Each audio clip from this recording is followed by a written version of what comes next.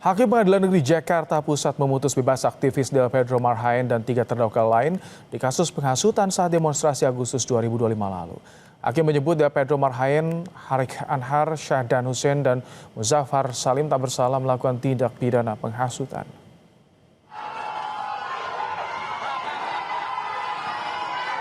Putusan bebasnya 4 terdakwa kasus penghasutan disambut riuh para pengunjung sidang. Hakim meminta hak-hak para terdakwa termasuk harkat, martabat, dan kedudukan mereka dipulihkan. Hakim memerintahkan mereka dikeluarkan dari tahanan setelah putusan dibacakan.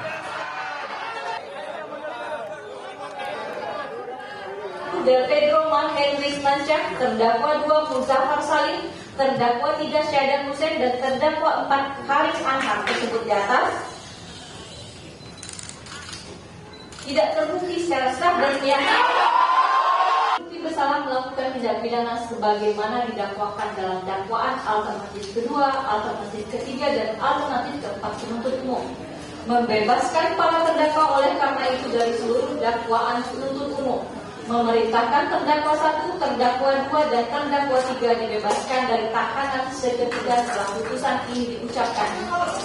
Memulihkan hak-hak para terdakwa dalam kemampuan, kedudukan, harkat, dan martabatnya.